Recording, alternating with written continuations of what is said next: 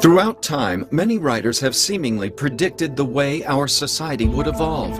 They wrote books about how it would become more restrictive, be more controlled, essentially becoming a dictatorship disguised as a free world. The question remains, however, who exactly are these visionaries such as Orwell, and how did they acquire such knowledge? He was, by all accounts, an extremely nice guy. He worked for the BBC for quite a long time. He produced over, I think it was 125 shows for them.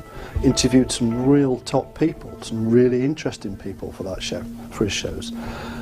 Strangely, no record of his voice exists, even though he worked for the BBC for all that time.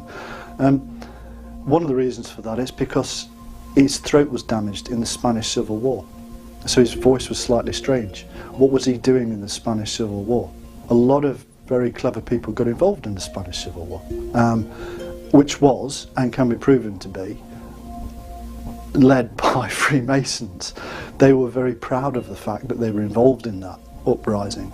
There are texts showing that they were pleased that they had got 5,000 people within the military.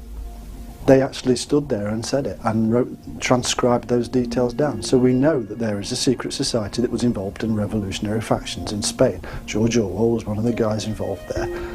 So involved that he got his throat shot. H.G. Wells was a man who was seriously into all the world of the esoteric secret societies. He got involved with Rosicrucians and all kinds of different things. Jules Verne, definitely a man who was involved. These are people that, as you rightly point out, were involved in the esoteric, involved in the secret societies, highly involved in politics. H.G. Wells was certainly, there's the man who coined the term New World Order. So they were definitely involved. H.G. Wells spent a lot of time in Russia with the communists, came back and gave a glowing report, some bad, some good, but mainly glowing. Spent time in America with the high politicians there, was deeply influential with the UN, the beginnings of the UN. In fact, a lot of people think that the UN was formed from his very own ideas, and that's actually, historical fact, that he was deeply involved with that. H.G. Wells, you mentioned, he was somebody, I would strongly recommend anybody watching to look into an organisation called the Coefficients. And that was it was a think tank, really, one of the first British think tanks, and he was a member of it for, I think, at least 7 years, 1902, 1909, this kind of period. Bertrand Russell was also in that group, Sir Edward Grey. It was a real think tank of the British elite at that time, yeah? And it was brought together by Sidney and Beatrice Webb, who were socialists. So it was bilateral, do you see? A bit like your New Labour project. Yeah, they were trying to draw together all kinds of people from different perspectives to answer the question, how can the empire survive in the 20th century and go forward in a position of dominance? And H.G. Wells was in there. And he, of course, came with his scientific idealism, his scientific utopianism. Personally, I would call it almost sort of bordering on a sort of a social fascism, which he had. Yeah? And that was really that the individual exists for the state. Conan Doyle is another one. Conan Doyle was a Freemason, highly influential, built what they learnt into their stories, as George Orwell did. Knew full well that a lot of these secret societies' intentions were, as they saw it, good, but to create this utopia on earth, to have this new Jerusalem. And I think that a lot of that comes through in the books. The thing that people need to look at when they're looking at 1984 and other examples of novels or prophecies or whatever that projected forward long distances and have proved to be accurate in terms of what's happening today, they need to ask themselves, how could they, all those decades ago and more, predict that things were going to happen with technology that hadn't even been invented then? How would they know that? Well, it's interesting that George Orwell was working for the BBC at the time that he wrote 1984, and apparently wrote some of it actually at Bush House, the headquarters of the World Service. So I think he had a certain insight into some of the rather more, shall we say, extremist elements within the ruling class in this country, and I think he was aware that there is quite a nasty strain of ruling class people in Britain who have a lot of power and who have a complete disregard for human life, and that was seen in the Second World War to be something which was just simply a German thing. I think, yes, obviously it was largely a Nazi ideology, was totally pernicious towards human life, but I think they were documented, particularly in the United States, with George Bush's family and Prescott Bush. There was support for the Nazis within the Western world, and certainly within Britain. We had a king who had to be sort of quietly shuffled out of the way, who was pro-fascist, and I think there's clear evidence that there's still some kind of covert fascist influence within the British ruling class. All the things that are going on all the levels, political, technological, secret society operations, black operations, are leaked to us in the movies. I don't really have a complete understanding of why they choose fictional means. I mean, you know, the jury's out. All I know is that they do it. With online media playing such a fundamental role in our everyday lives, the effect of viewing alternative information in documentaries and presentations can have profound implications. And while you may want to inform everyone in your circle of friends and family, you may have some resistance to your attempt at enlightenment. You get hurt because you suddenly found you've been told this like massive lie, you know, and most of the things that you believed in, have just been shattered. So as soon as you find something like that out, you start investigating more and more, and you think, well, what else have they done? What else have they been up to? You know, and I went down the road and I started looking at all this sort of kind of agenda. And one of my favourite books when I was a kid, was 1984. And I had read A Brave New World, but didn't rate it as much. But when I started looking at certain things to do with that and certain things that were going on in the world, a couple of things started to click. Someone who is completely welded to this so-called 5 sense solid reality and believes that it's real and believes that this world is all there is, or believes in some religious deity or whatever, it's going to be one hell of a shock when they realize that their whole belief system was fraudulent. Their whole belief system was completely illusory. And it's basically like sitting in a room and other people in the room, in the little room, are telling you that this is all there is nothing else, or the something else beyond the room is some religious deity. And you get brought up in that room, your whole experience and knowledge and everything comes from that room.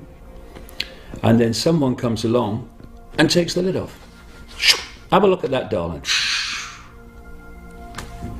I mean, it's going to blow your mind, isn't it? I think the first reaction is incredulousness. Why, that can't be. You know, I didn't hear that on CNN or Fox. My parents didn't tell me about that. Nobody in school told me about that. But if you can get past that, and some people cannot, but if you can, then you start researching on your own, you suddenly find that the whole world and the history of the world is very different from what you've been taught. I say that in my work I'm always emphasizing that light both conceals as much as it reveals. And I'm kind of shocked that people haven't noticed this simple dynamic. Light conceals as much as reveals. Could it be then that the Illuminati are using light because, for the same reason as a policeman, when he shines light in your face, he's blinding you? That light has this principle to also blind you? In the United States, after all, we've put people in prison for conspiracy. And yet, when we talk about a conspiracy at the corporate or government level, they tend to poo-poo it and say, well, there can't be any such thing. What hogwash. So who is running the show, you might ask? Well, that's the tricky part. This new world order is centuries in the making, and just when you think you've identified the bad guy, he's hung out to dry in an attempt to maintain face, as the agenda is all that matters, and no one is more important than the agenda. This is a team game, and the team serves the agenda, no matter what. It's like a global spider's web. The center of the spider, or the spider in the center of the web, is in Europe. It's on operational level. It's in places like London and Rome and Paris and Germany.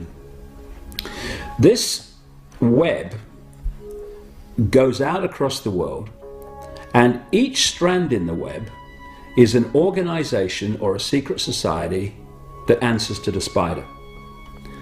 The closer the strand is to the spider, the more secretive it is, the more exclusive it is. And if we're talking about names, what these guys try to do in the most secretive of their organizations is not to give them names at all.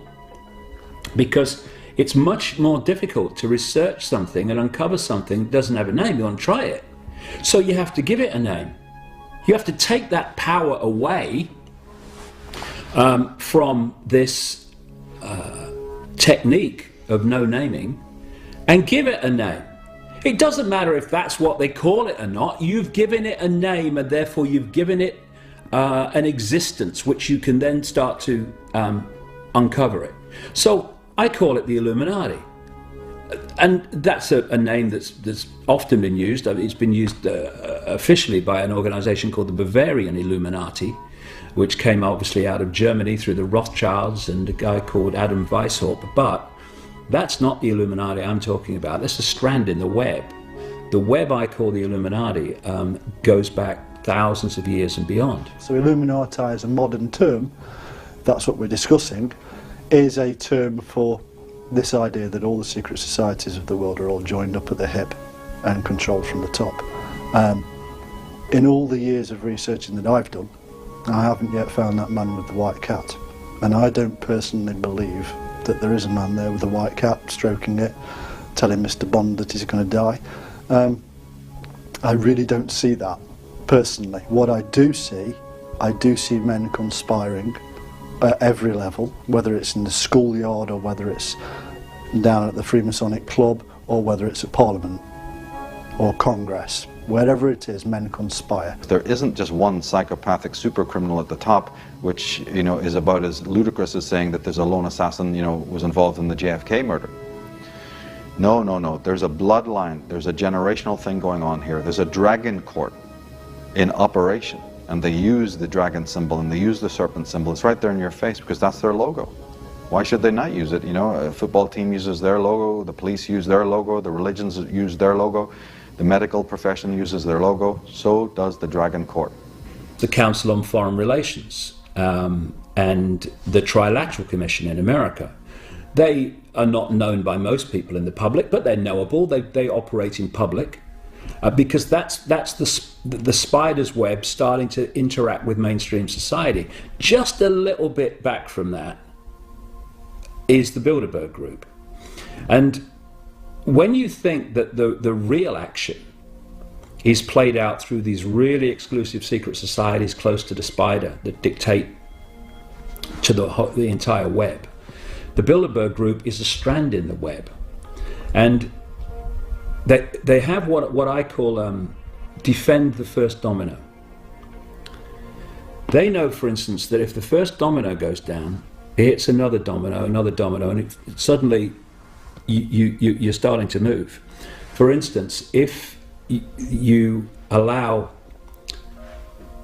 alternative healing to become widespread in society and accepted, the next question is, how does it work? So the first domino goes down. Okay, alternative healing, we accept it works. It's going to become part of mainstream society. Next domino, how does it work? Next domino, well, reality is not like we think it is. So you defend the first domino. And so with the spider's web, they want to defend the outer reaches of the web so you don't start to get deeper into it. So they're quite happy for people to think that the Bilderberg Group is it. That's where it's all being orchestrated through. Because they're out here. They're not where it really is. Well, they won't tell us themselves what the objectives are. In fact, what they say is that they're just a private club that wants peace and this kind of thing. Ultimately, if you look at what they've been pushing for, it's consolidation of power to themselves. If you look at the policies that have come out of Bilderberg, albeit unofficially through Chatham House rules, which means that you are allowed to promulgate these policies, but you're not allowed to say where that you heard about them. And it's all to do with consolidation of power. For example, there's no whisper of forgiving debt to third world countries. Now, I would say that that is a place to start. In many ways, we are in debt to the third world countries for the way that we've abused them over the years, over the centuries even. And the idea that they should owe us something, I just find ridiculous. Now, this sort of idea is never to be found at a Bilderberg meeting. The other thing is that they are essentially looking at potential new leaders. That is to say, they are screening, vetting, interviewing potential new prime ministers, presidents around the NATO zone. And it is clearly tied in with NATO as well. The Secretary General of NATO always seems to appear magically at a Bilderberg conference the year before he gets nominated. And they do seem to have waved this kind of what I call a magic wand of power. They bring someone along to a Bilderberg meeting, and amazingly enough, they become the next year maybe the leader of the opposition, and then of course possibly the Prime Minister and someone who's in charge of the country. This is the way that Tony Blair was slowly went on the ramp to success, and to be Prime Minister of Britain was, I mean, he was at a Bilderberg conference the year before he was nominated to be party leader of the Labour Party, for example. I noticed that this year at the Bilderbergers event, the top guy of Google is going to be there. I don't need to say any more. We're fill in the gaps with that one. Why on earth would Google, why is it so powerful? You know, fill the gaps in. So these things are definite. There are definitely men trying to control the situation, trying to run things for us. I wouldn't say that there is one top man, I wouldn't say that there is one top club, but they all seem to be like interwoven. That's what the evidence shows. The rest of it, unfortunately, becomes part of the imagination. The trouble with Freemasonry is it's very difficult to actually pin it down, because nobody within Freemasonry will confirm or deny any allegations that are made about it. Now, this "we will not confirm or deny" approach, I think, is always, to any journalist, should immediately raise suspicions. If someone will not confirm or deny anything, then there better be a very good reason why they won't, because the job of journalists and the job of all organisations should be to tell the truth. Now, as soon as someone is not confirming or denying anything, then what they're doing is they are imposing what would normally be something to do with private privacy on a public body. So we're often told that Bilderberg is a private meeting. The only trouble is that the people at that private meeting are almost all, if not every single one of them, is a public figure with a great deal of public responsibility. So what they're trying to do is dress up these supranational pressure groups and very powerful organisations that formulate policy and saying it's just a private meeting. Well, it's just poppycock. Well, if one makes a study of Freemasonry, you find it's just rife with all kinds of symbolism that involves Illuminati symbolism, Knights Templars, Egyptian, Greek. So they have a distinct historic worldview. The problem with Freemasonry is that it has a large outer circle and a small inner circle. Now, the outer circle does lots of good things. Here in the United States, they have burn centers and hospitals for children, and they're very civic-minded, and that's all well and good. The inner core may have a deeper agenda. But of course, if you ask a Freemason, is there an outer core and an inner core? I guarantee you he's going to tell you no.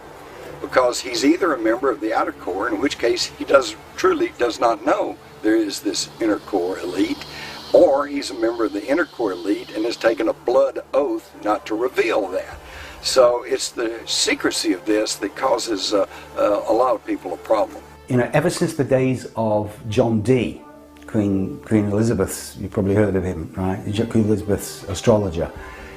We know that the elite in this country have worked with deeply esoteric principles, whether it be the military intelligence services or the Freemasonic circles. There's esoteric knowledge behind a very great deal of what they do. I hear so often people say, so-and-so is it. It's the Freemasons.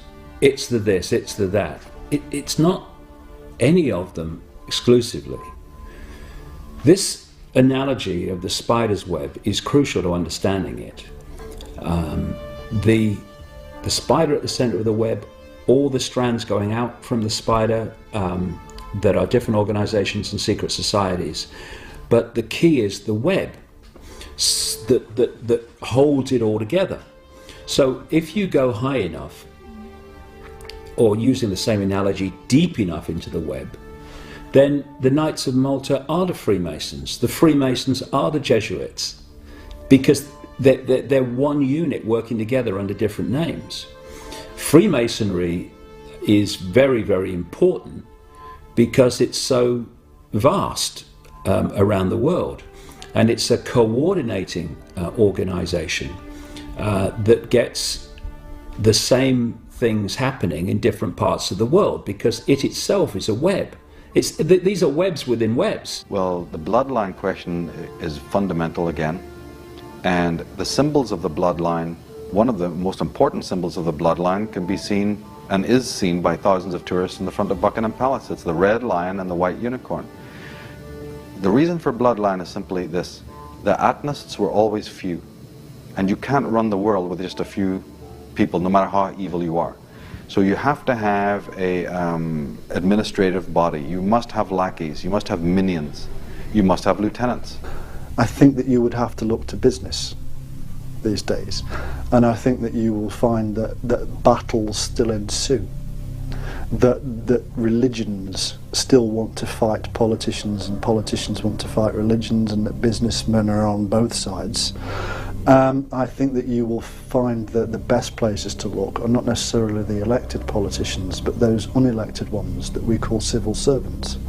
You will find that if you want to talk about bloodlines, there are some incredible bloodlines within the civil service. These are unelected officials which tell our elected officials, supposedly elected officials in our supposed democracy, what to do. Well, the big battle that's going on in the ruling classes, the political classes at the moment, and the opinion formers, is over what is this new world order going to look like. I don't think anyone is saying that the world is going to stay the same, because we're seeing economic meltdown, we're seeing increased political integration, but there's a contest for what kind of new world order we're going to have. Now, personally, I think we're not in any situation where having some kind of world government at the moment would be a good idea, because it seems that the ruling classes and the more right-wing elements in the ruling class have really taken over that idea. This is a mentality that would be quite ready to take down the whole planet in one battle between what would be perceived as good and evil. And that's clear in some of the mentality of Christian leaders like Tony Blair, who will quite happily bomb 10,000 people to save them for civilization, the project. And we see it in Afghanistan, where the pursuit of the Taliban, well, there's a whole village in the way, and unfortunately, it got bombed.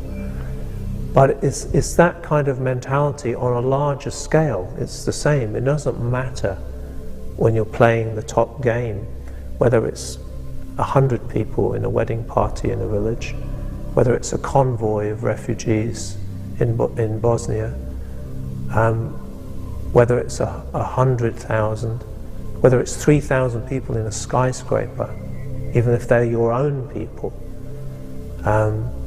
there isn't your own people at that level. For me, I don't want to sit and go, you know, these are the guys. I mean, you can sit and you can say, well, look, yeah, it's the Rothschilds, it's the Rockefellers, right? It's the Carnegies, it's the Freemasons. Yes, it is. It's also IBM, it's Hewlett Packard, it's Sun, it's the tech companies, it's Mobil, it's Exxon. What has happened is the New World Order now is also multinational companies that operate above governments. So when you look at who actually does, and what's a really good provable point, is who does the census for the US? It's IBM. And they also get to GPS your front door as a bonus, right? Who does the census for Australia? It's IBM. And who does the census for Communist China? It's IBM. So here you have a company that operates above government and uses people's details supposedly in countries that are meant to be in conflict. So there's the New World Order at play. You have this illusion that you have China and America actually conflicting and fighting, or, you know, like allies but not really allies, yet the same company's doing the census. Like, so who's really running the show? Though alternative media is on the increase, the mainstream networks and foundations have their own agenda, and they continue to tighten their grip around the unsuspecting public. Using icons of film and TV to subtly promote certain behaviors, you might think more people would be aware of the deception. But the New World Order is relentless in its endeavor, and the people are cleverly distracted like an audience in a hypnotist's sideshow.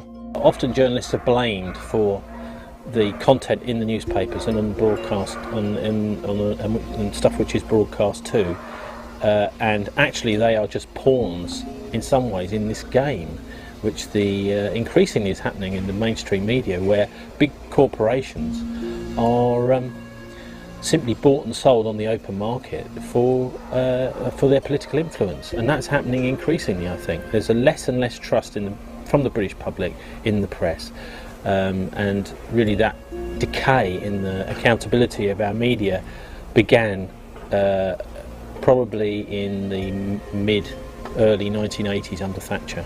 If you don't agree with Fox News, right, you're out of the hive, right? So how can you not believe mainstream news, right? So the hive mind is always working. It's working in many programs all the time. So if you don't believe the war on terror, there's another program it's running, right? If you don't believe, you know, taking vaccines is good for your children, well, you know, there's another person that's not a drone or a worker bee that needs to be brought into the collective. So there's all these programs that are working to bring you into this order out of chaos world, right? And the function of it is that you have no function. That's the function. The function is that you cease to operate as an individual, and you do as you're told, because that's what the hive dictates. What the queen bee does or wants, the queen bee gets. And the queen bee too can also be replaced, because it doesn't matter about the queen, it matters about the hive and how the hive functions. I think that we have a world full of children, that it's about time that they started to work things out and stop listening to a lot of the junk that's fed to them. Because I don't think that the junk is necessarily being fed to them in the food, although it is, without doubt. I think a lot of the junk is coming through all the mediums, radio, TV, internet, newspapers, whatever medium. That's where the junk's really coming from. It is such a fundamental foundation of this whole conspiracy. Keep from people, by controlling education, by controlling the mainstream media, information, and by controlling mainstream science big time through funding, not least funding.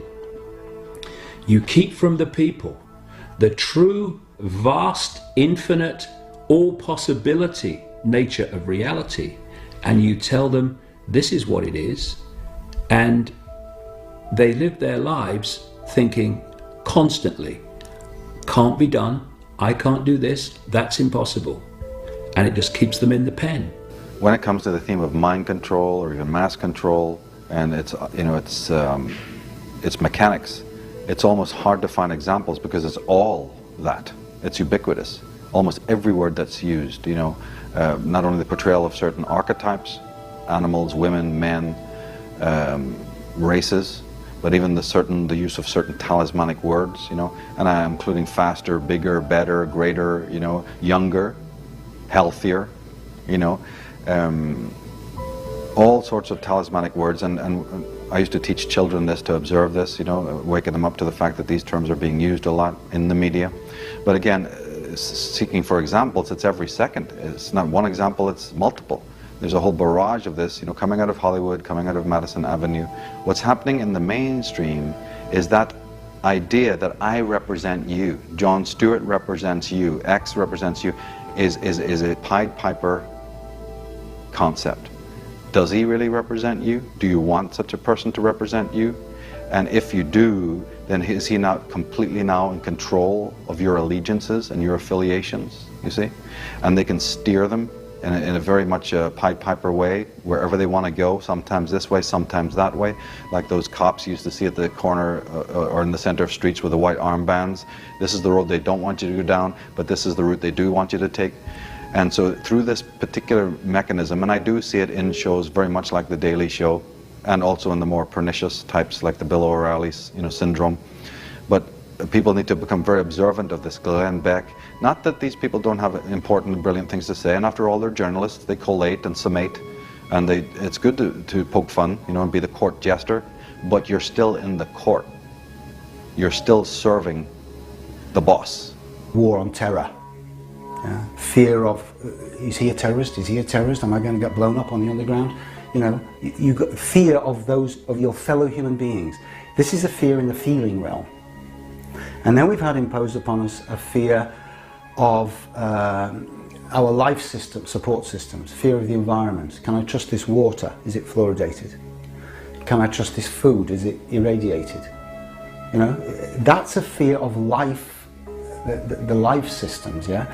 But that fear is based, for example, like global warming, the whole debate about climate change and global warming, on our thoughts.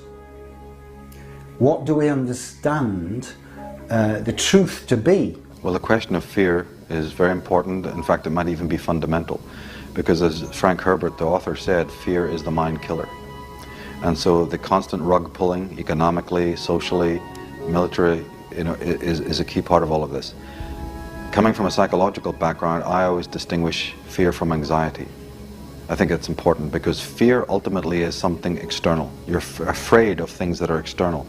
You're anxious about something internal. So yes, there's the certain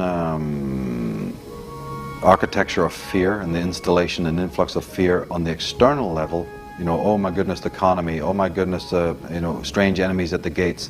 Oh my God, towers are burning, etc., etc., etc. My focus is much more on what is the concomitant of that within the psyche. And when you get into the question of anxiety, you then are really following an important thread there, because the anxiety question is age old again. You're going back to a very long time, before this era, before the 20th century, into how anxiety, a person has been kept in perpetual anxiety. Of course, people in the lower class will say, well, there's nothing more anxiety than not being able to make your own ends meet, and not being able to feed your kids, and potentially having to go off and die in foreign wars, etc., etc., etc. But more specifically, anxiety is what you're doing to yourself. Anxiety is based on your relationship between you and your own psyche.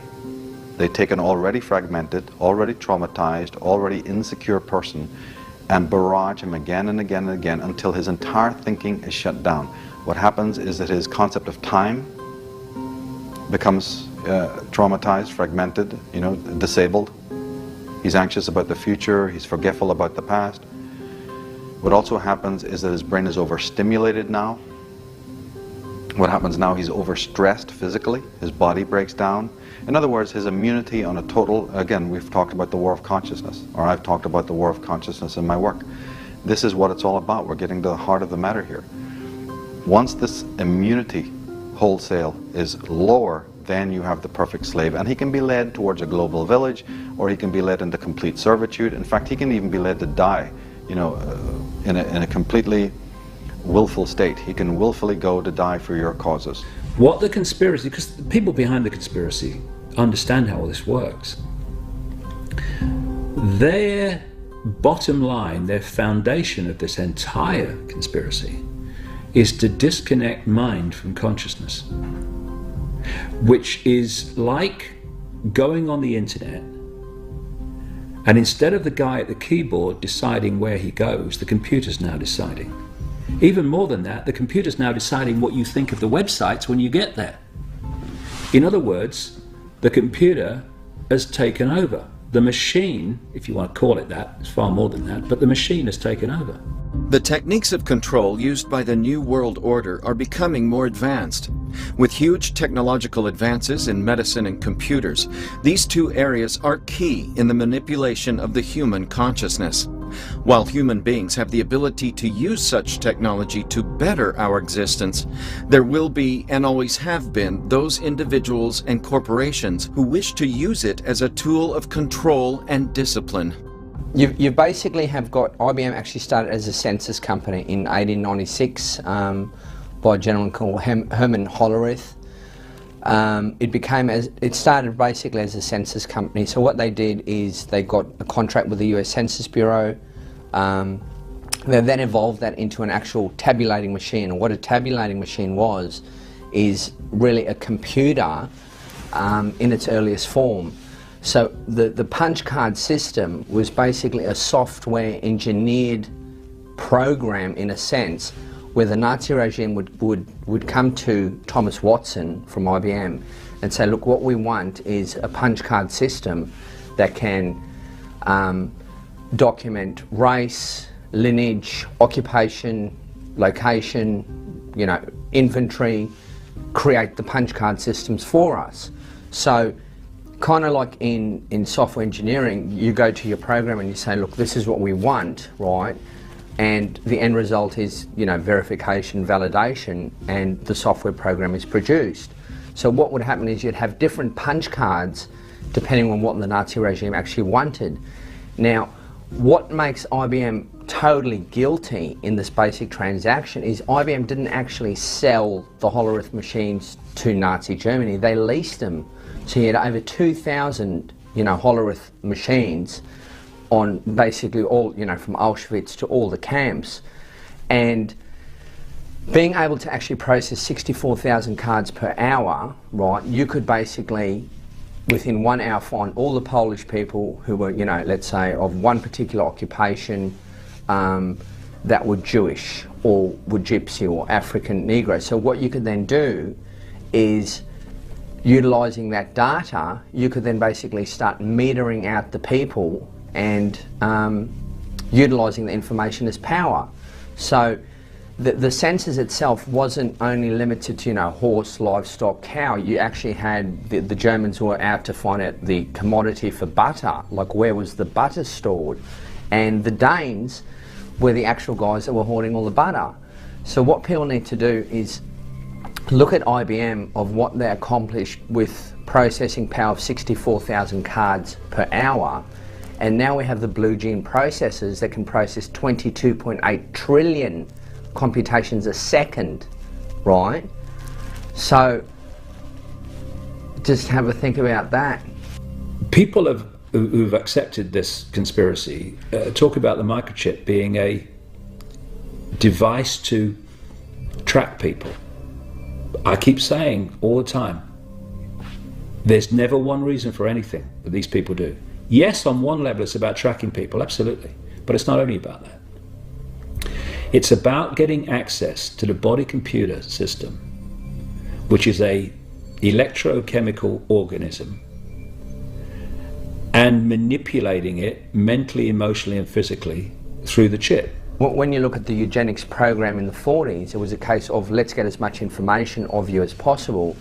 Now we have IBM releasing things like the DNA transistor, which is just, you know, probably announced, I'd say, about a month or so ago, where they can actually reverse engineer your genome for roughly $1,000 to $100.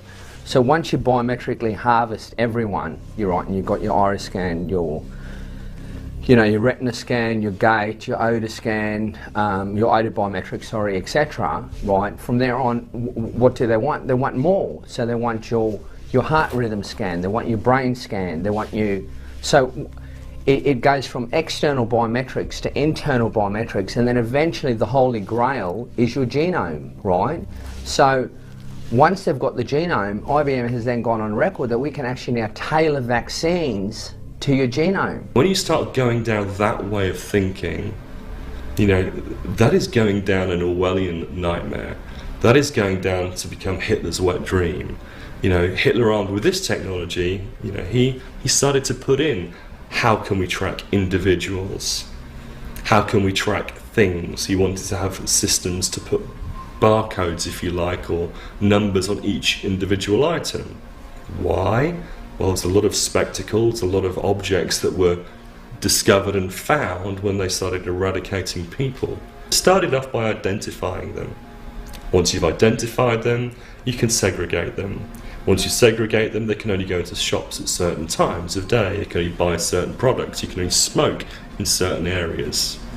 You move down that to a certain degree, you start moving things up, and over time, as these things become acceptable, we've lifted up.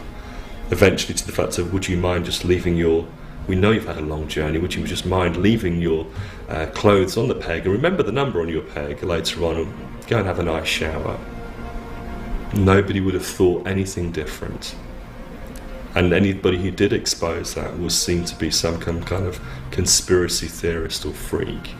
And yet history shows us the same. And now we've had Rwanda, we've had China, we've had Russia, you know, far bigger scale than ever we ever saw with Hitler. If you can tailor a vaccine to a genome, you have a eugenics program. It's like the thing that can cure can kill.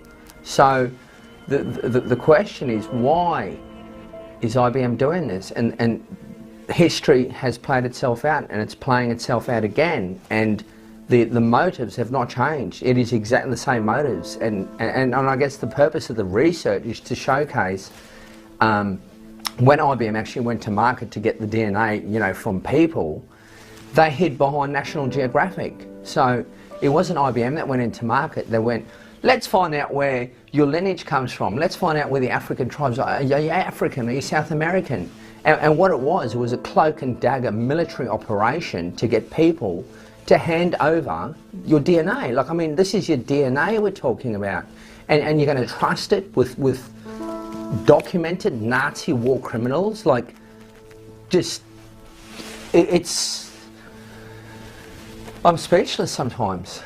Yes, it's true. The elite are big into eugenics, which could be, here in Texas, we'd say, who's your daddy? Okay? And they have the idea, this was all started by aristocrats and people who thought that the ruling classes somehow had more brain power and somehow were more capable of running the world than just the other commoners. And of course, this is a very dangerous philosophy. For one thing, all you have to do is look back through history. You find some of the most shining examples: Beethoven, Mozart. Some of the greatest minds in history came from poor background.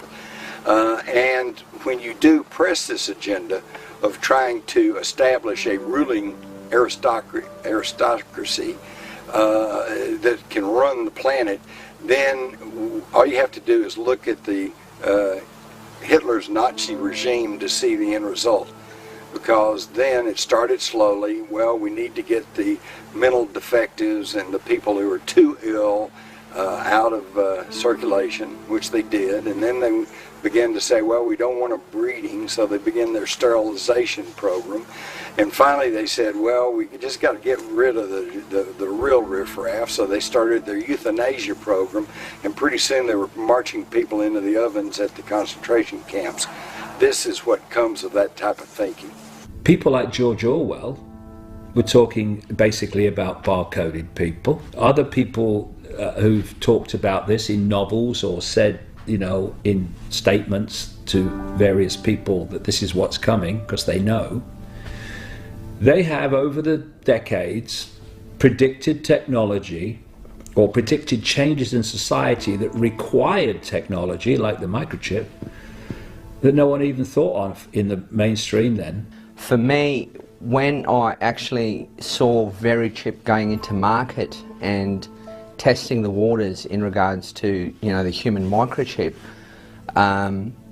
what I actually did is I sat back and I saw, you know, like, here's a company that's actually going to market with a human implantable microchip. And the event itself was publicised, televised, and from my perspective I thought, okay, here we have, you know, human beings actually being reduced to inventory, right? And what's going to happen? So I gauged the feedback. I thought, you know, the church is going to revolt, civil libertarians just going to go crazy. Are we going to burn the building down, right? And nothing happened. Nothing happened. So that's how the movement was born. It was a case of not something that I really wanted to do. It was just something that had to be done because the structures or the people that, you know, we think are looking after us realistically aren't. Because when you look at constitutional lawyers, you look at the church system, you look at civil libertarians, and there's few of them around the world. This is the final frontier of human tracking, and for it to be dismissed when it's the same company that's manufacturing a microchip for your dog, right, spins a company off to put a chip in a human, like, just wake up, folks. Well, already we have RFID ink, so therefore we have the ability to tattoo rather than implant chips. So when I say implanting chips, think of pets. So your pet's escaped, you don't know where the pet is, we need to be able to track it, someone finds the pet. Being able to work out where and where that pet is something that most people would do. It's almost normal now to microchip animals. There's reasons for microchipping criminals, for microchipping Alzheimer's or people who don't have any motor control over their bodies. There's reasons to, you know, sort of chip all sorts of different people, from clubbers in Spain to officials in Mexican governments, to all sorts of different security reasons as to why it may be a good idea. And there's lots of arguments for and why these things should happen, and we start thinking, well, would I want to carry a microchip around in me? A few years ago, the Hollywood documentarist Aaron Russo was approached by Nicholas Rockefeller, one of the Rockefeller family, and told, you really do good work, you're ready to make good documentaries, why don't you work for us and help us shape the future of mankind? And according to Aaron Russo, he asked him, he said, well, what is the game plan? What is the agenda? And according to Russo, Rockefeller replied, to microchip the population and have the rich people control the world. So there's the game plan, okay? Of course they're not going to say, we want to microchip you so we can control you. No, no, no. It's going to be to save the children or to save your favorite pet. There's always going to be some rationale for why they want to use this. Probably it will come in the form of credit. Right now, one of the biggest problems in the credit card industry is identity theft. Somebody using your credit card. So what better way than to say, well, protect your credit by having a chip implanted in your wrist or your forehead or somewhere, your neck. This is very dangerous stuff, because if you ever saw the Arnold Schwarzenegger movie, they could make a chip that they could trigger and it could explode, give you an aneurysm and kill you right then. So that's real control. So I think we should be very, very cautious about any effort to microchip the population. The long-term goal is to tag you, is to make you electronically aware, so that way you are meshed into a network. So when you actually look at the word online, online actually means to be under the direct control or connected to a mainframe. So the semantics, the science of semantics, they tell us what the word means. So when I take an RFID chip, I'm online, I'm connected. A network, what is a network? I'm worked into the net. What is a net? A net is something that catches you or ensnares you. What is the web? World Wide Web. What is a web? It catches, it ensnares. Without nanotechnology and microchips, they could not build their total central global control system of every man, woman, and child on the planet. So it appears when it's necessary. In Internet Protocol version 4, which is the current web that we have, you had a 32-bit address, which means you have so many IPs, and we're basically running out of them, right? So they've created something that's called Internet Protocol version 6. Now, what that will do is that will allow for every single product, right, on the face of this earth, including going to grains of sand even and specks of dust, is possible to actually be RFID/EPC tagged. So if we're sitting at this table, that particular bottle would have its own web page, right? That would have its own web page, the table would have its own web page, and I could query that particular product, how it arrived here, who is drinking it in proximity to me, because I might have other RFID products. So what you're doing is you're building this meshed world, this Internet of Things, where any object is communicating with any person at any time. But the thing is, who is it communicating to? And the thing that it's communicating to, who are these people? It's Sun Microsystems and it's IBM. And what will they do with this data? So that's all we're saying is, yep, there will always be a benefit approach. The Genome Project, cure cancer, cure Alzheimer's. It'll always cure. I haven't seen any cures.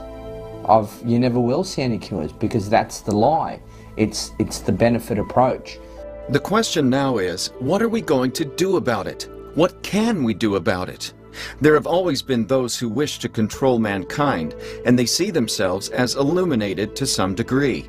But this right to control, to dictate, is not something that should be forced upon us. We have the right to free speech, to protest, to stand up and say, we won't take this. There are many who are waiting for a revolution, waiting for the people to riot, to fight back on a physical level. And these people appear to be the very individuals who control us in the first place. If riots take place and the people take this fight to the government, then expect a lot of casualties and little support from those still inside the proverbial box. Many believe this revolution will take a different form, and the fight will be won in other arenas.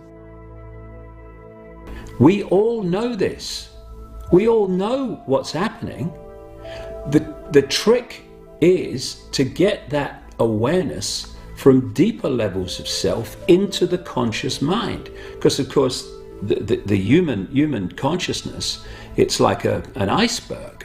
I mean, only a fraction of our consciousness is conscious awareness, like me talking to you now.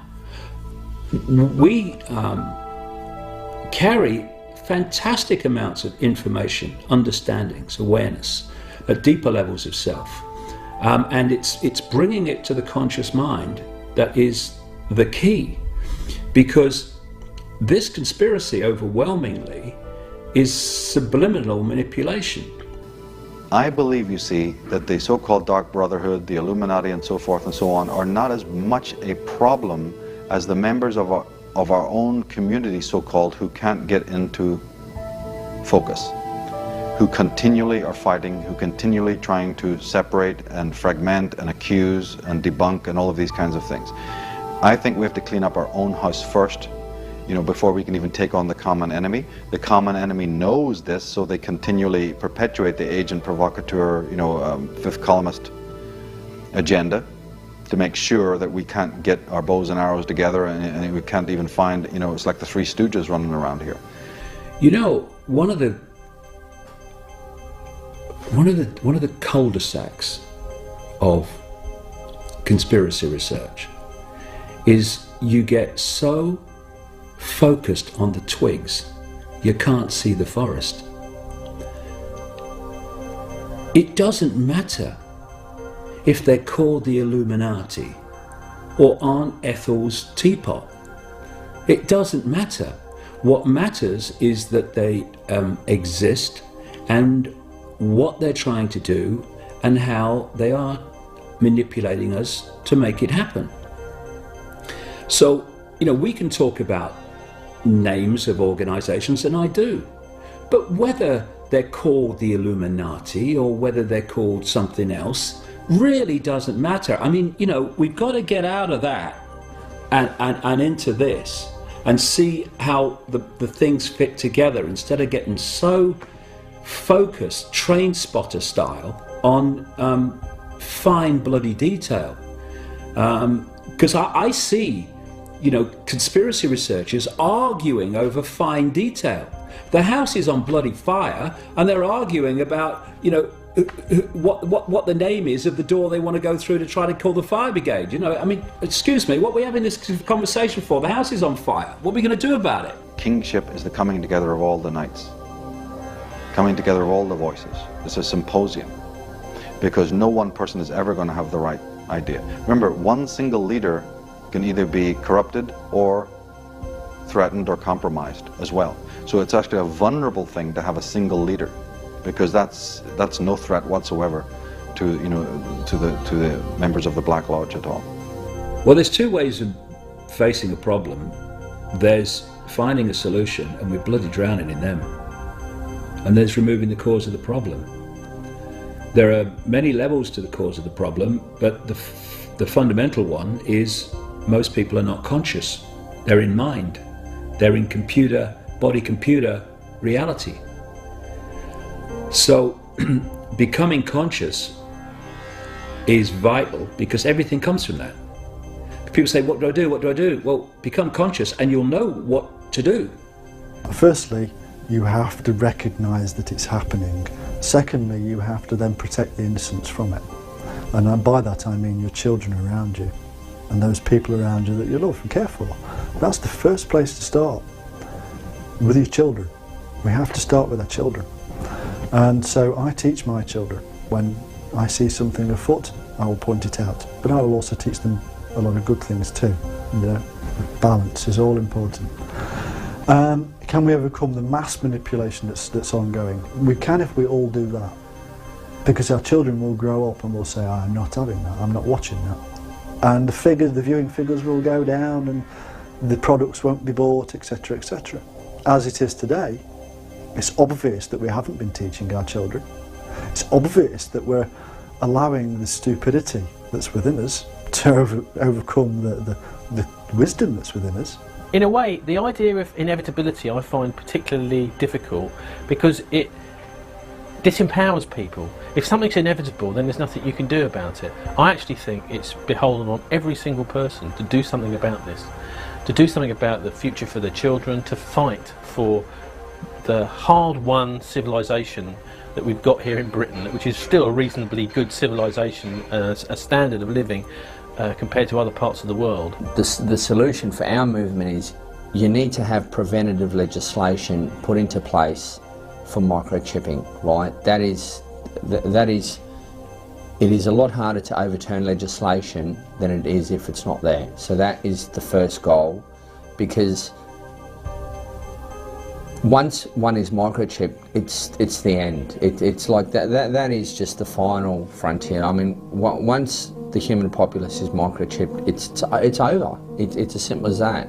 So what I say is, fight the fight on different levels. If you're 9/11 Truth or whatever, it all helps, right? It's all, but the point is when man is reduced to inventory, right, the war is lost. The war is lost. You know what you need to do to make a contribution to unraveling what's going on in the world. You don't need to ask, what should I do? You bloody know. Mind has to ask, what shall I do? Because it's bewildered. It doesn't know what's going on. Consciousness knows what to do.